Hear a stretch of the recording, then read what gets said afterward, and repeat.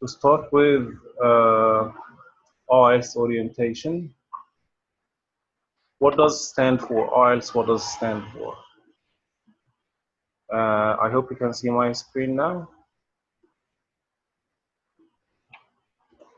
Ielts stands for International English Language Testing System. As you can see, it's an international test that measures or assesses your English proficiency.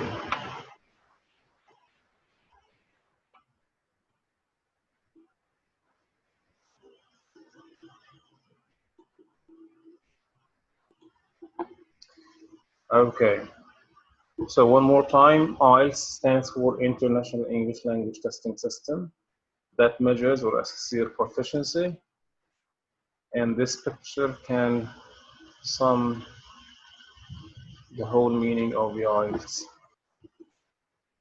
Now, what does the test assess?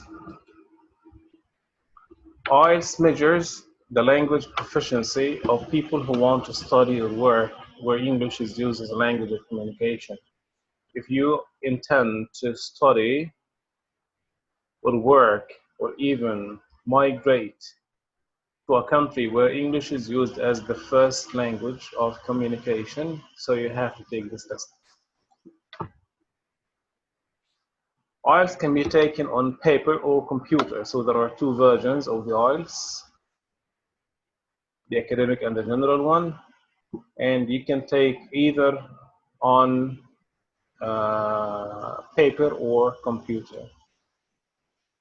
Nowadays, Ielts test centers have been shut down due to this pandemic, COVID-19, and instead there is an online Ielts test which is called Ielts Indicator. It's only available now. So the Ielts test is not available now. There is only the Ielts Indicator, which is somehow equivalent to the Ielts, but it's worth mentioning that if you've taken the Ielts Indicator, your institution, your university, or wherever you're applying for with the Ielts may ask you to take the Ielts again once it is available. اختبار الآيلتس الآن غير متاح نظرا لحالة الوباء والجائحة الموجودة. بديل لاختبار الآيلتس في آيلتس Indicator حاليا مؤقتا، لكن بعد ما ينتهي الوباء او تنتهي الجائحه في امكانيه انه المكان او الجامعه التي قدم لها باستخدام الايلتس انديكيتور انها تطلب مره ثانيه انك انت تعمل اختبار الايلتس. Why should you take the test? You may take the test if you want to study, if you want to work, if you want to migrate where English is used as a language of communication, as I said earlier. إذا كنت عندك رغبة في الدراسة أو العمل أو الهجرة إلى بلد الإنجليزية تستخدم فيها كوسيلة تواصل أولى. How is the test marked? كيف يتم تقييم الاختبار؟ It uses a 9-band scale to clearly identify levels of proficiency from non-user band score 1 through to expert band score 9.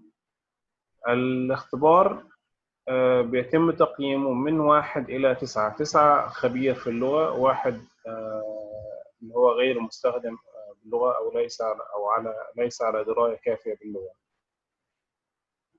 إذن درجات الاختبار من 1 إلى 9 in all the skills, and we'll be talking about that في كل المهارات. Okay. Now versions of the test. أنواع الاختبار there is academic and there is general training IELTS. التست IELTS في نوعين من الاختبار، في academic test وفي general training. So IELTS is available in academic and general training. The academic test is for the people applying for higher education or professional registration in an English-speaking environment. It reflects some of the features of the academic language and assesses whether you are ready to studying or training. So that's the academic one. The general one is mainly used for migration. IELTS general training test is for those who are going to English-speaking countries for secondary education, work experience, or training programs. There is also a requirement for migration to Australia, Canada, New Zealand, UK, and even United States. And the test focuses on the basic survival skills. Basic survival skills. So one focuses or reflects the features of academic language, which is the academic test, and the other, the general training, focuses on the survival skills. They want to make sure that he can survive. So again, the test is available on two versions, academic and general training. اختبار الايلتس متاح منه نسختين، النسخة الأكاديمية والنسخة العامة أو الجنرال تريننج. النسخة الأكاديمية هي للدراسة أو الدراسات العليا بالخارج، والنسخة الأخرى اللي هي الجنرال تريننج هي للهجرة أو للعمل بالخارج. The format and time. شكل الاختبار وتوقيت الاختبار. The IELTS test assesses your abilities in listening, reading, writing, and speaking in less than 3 hours. اختبار الآيلتس بيقيم قدراتك على الاستماع، القراءة، الكتابة، والتحدث في أقل من 3 ساعات. Exactly 2 hours 45 minutes. تقريبا وبالتحديد ساعتين 45 دقيقة. Speaking takes around 11 to 14 minutes. اختبار السبيكينج وغالبا بيسبق الاختبارات الأخرى أو بيأتي بعدها بمدة أسبوع، وبيتكون أو عبارة عن 11 إلى 14 دقيقة، وهنتكلم عن التفاصيل بتاعت السبيكينج later إن شاء الله. Listening is 30 minutes plus 10 minutes transfer time. اختبار الليسننج عندك 30 دقيقة للاختبار، وبعد الاختبار بيكون في 10 دقائق لنقل الإجابات. Reading is 60 minutes and writing is 60 minutes. So if we calculate this together, إذا حسبنا ده هيكون ساعتين 44 دقيقة بالضبط أو ساعتين 45 دقيقة. Still with the test format, صيغة الاختبار. Listening and speaking are the same for both tests, academic and general. عندنا طبعا مرة ثانية حكينا إنه الاختبار بيقيس قدرة الإنسان أو قدرات الإنسان المتقدم اللي هو التست تيكر في listening والspeaking والreading والwriting. وقلنا إنه في two versions of the test, academic و general training. الاثنين بيشتركوا في listening and speaking. They are the same for the academic and general training. They differ, وده جاي دلوقتي, they differ in the reading and the writing sections. Okay? And we'll speak about common skills and different skills. هنركز كمان وهنتكلم عن الأشياء المشتركة والأشياء المختلفة.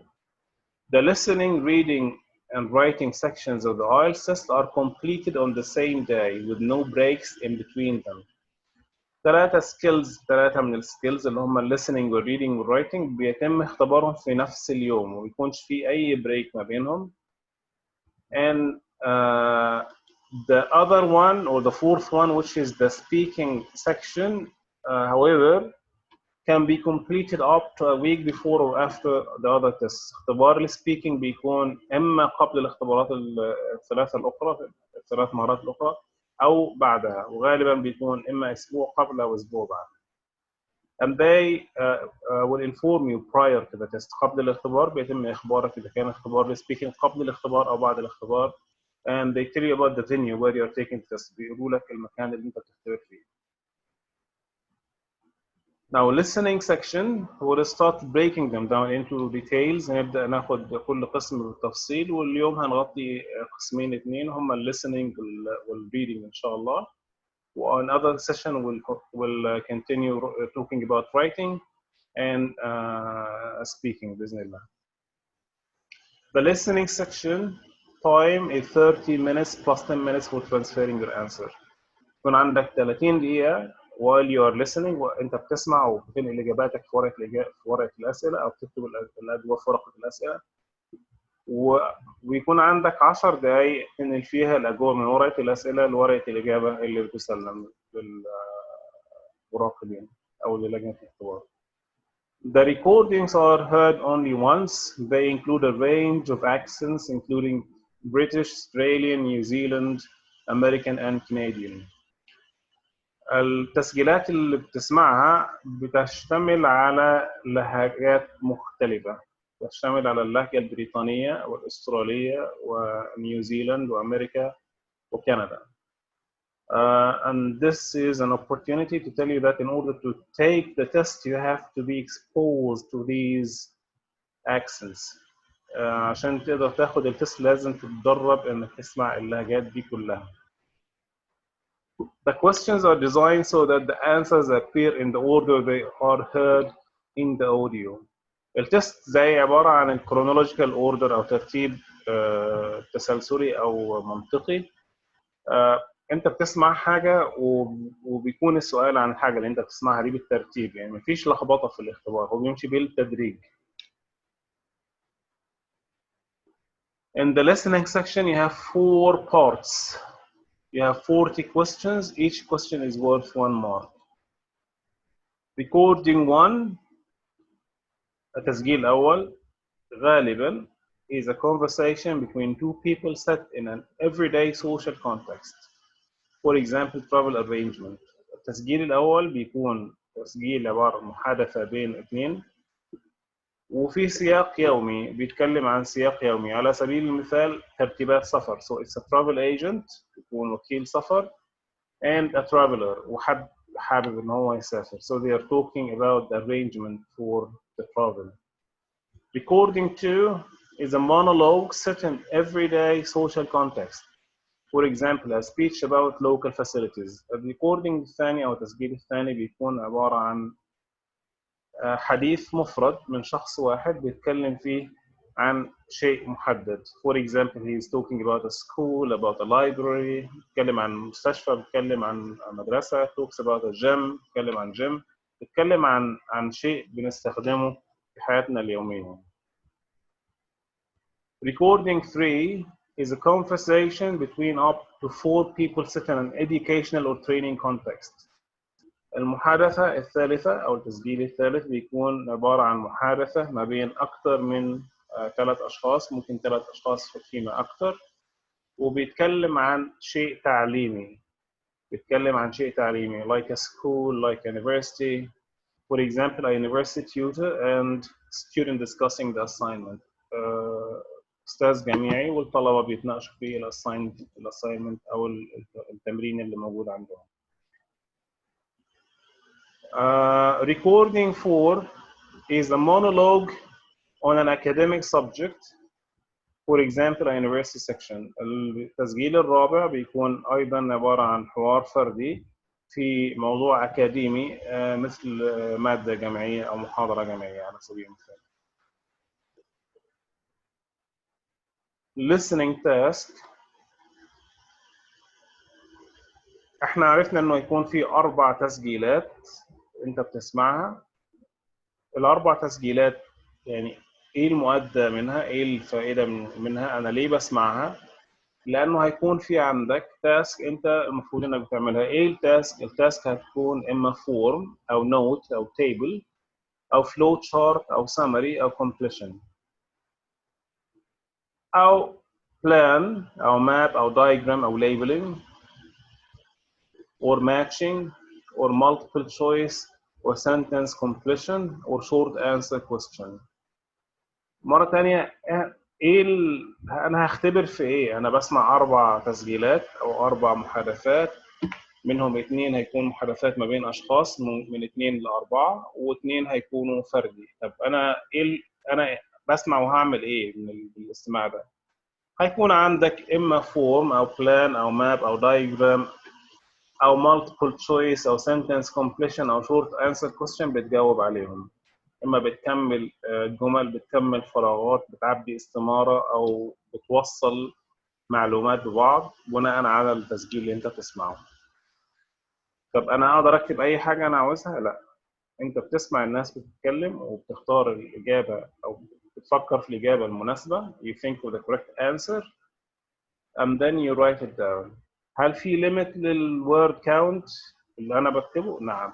هيكون عندك word limit is given for example no more than 2 words and or a number. هيقول لك مسموح تكتب كلمة أو كلمتين مع رقم وهكذا على حسب الإجابة المطلوبة. task focus بتركز على إيه listening task.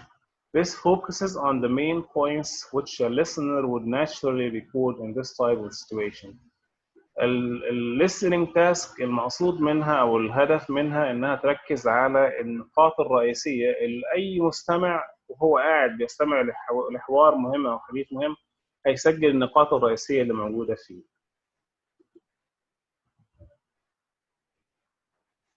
Okay. Academic reading 60 minutes. Now we are almost done with the listening part. إن شاء الله بعدين later on other sessions هيكون في تفصيل أكتر listening مع استعراض للفلو تشارت بيكون إزاي والتيبل بيكون إزاي والsentence compression بيكون إزاي and how do you practice for the listening section وإزاي تتدرب على listening. Now as for the academic reading it is 60 minutes هو مدة ساعة. There are 3 reading passages. يكون في 3 قطع قراءة 3 reading passages with a variety of questions using a number of task types.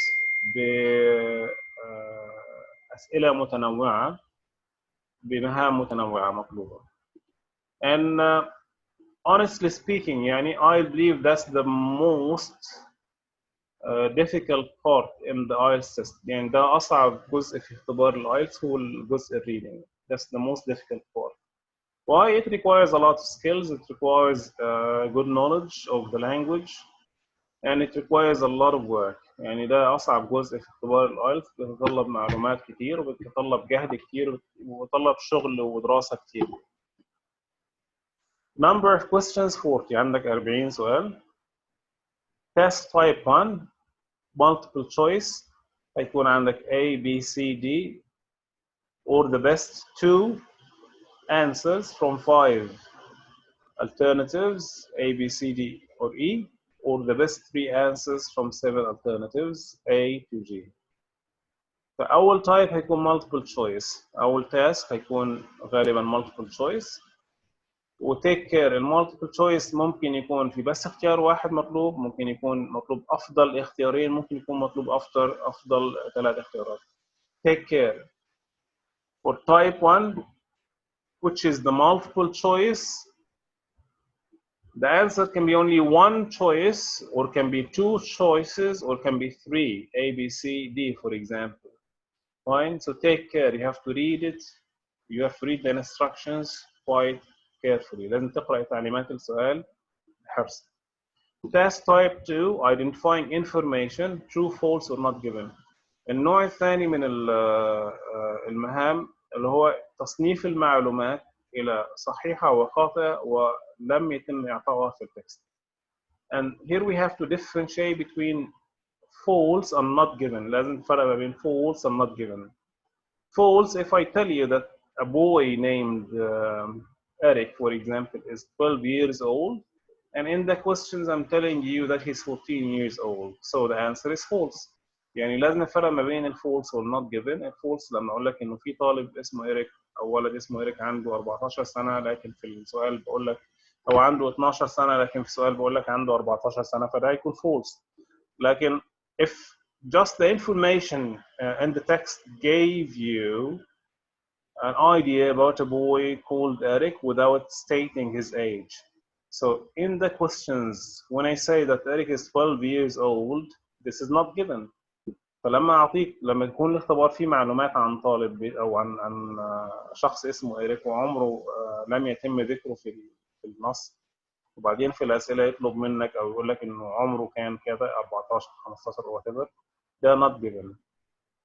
So you have to tell the difference between false and not given. Do not be tricked by that. يعني ما تنخدع بفولس و not given. false يعني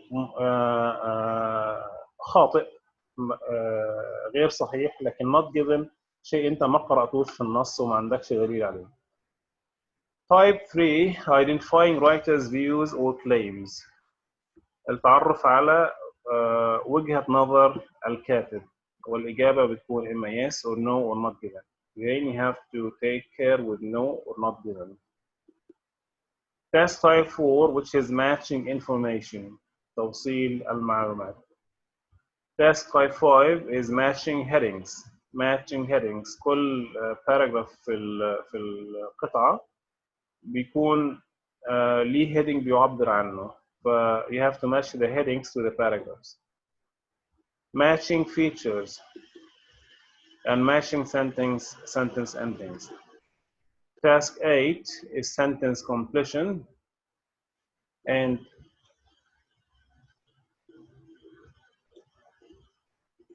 task 9 is summary, note, table, flowchart completion, and task 10 is diagram label completion.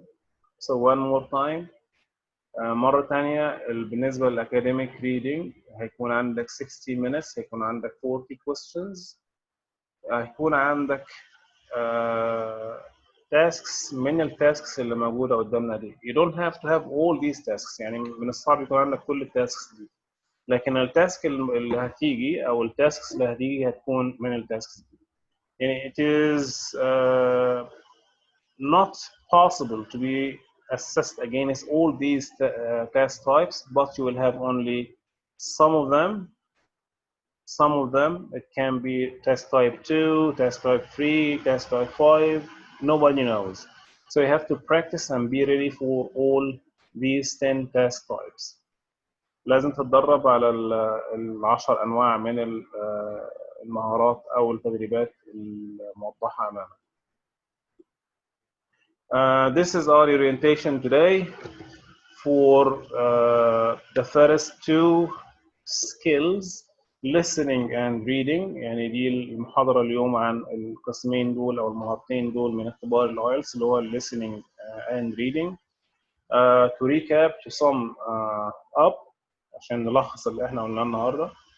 IELTS test now is not available. The available is IELTS indicator. المتاح IELTS indicator. IELTS indicator is not replacing the IELTS, but it's one optional test available now. هو اختبار متاح الآن لا يحل محل الIELTS. It is accepted by many organizations, universities, and institutions. هو مقبول من جهات وهيئات ومؤسسات وجامعات كتير جدا. You have to make sure that wherever you're applying is accepting IELTS indicator. And it is worth mentioning again, يعني من الجدير بالذكر, to say that your university may ask you to take the IELTS when it is available. إنه لو قدمت إلى جامعة بالIELTS indicator ممكن تطلب منك مرة تانية إنك أنت تعمل اختبار الآيلتس بعد ما يتم فتح التست سنترز إن شاء الله. We focus today on the listening part and the reading part. إن شاء الله next session we'll focus on the writing and the speaking parts إن شاء الله. بعدين السيشن الثالثة بإذن الله session number 3 we'll talk about the details of test during or the details of the test for the 4 skills inshallah. We'll show you how are the questions, we'll show you a sample of the questions, and we'll show you how to answer these questions inshallah. Thank you everybody. Hope this was useful to you, fruitful. أتمنى أن كان مفيد بالنسبة لكم جميعا. I will be waiting for your feedback. If you'd like me to cover any other topics, more than welcome. More than welcome, and I'm willing to help whoever wants me to help them. Thank you, everybody. Assalamu alaikum wa rahmatullahi wa barakatuh.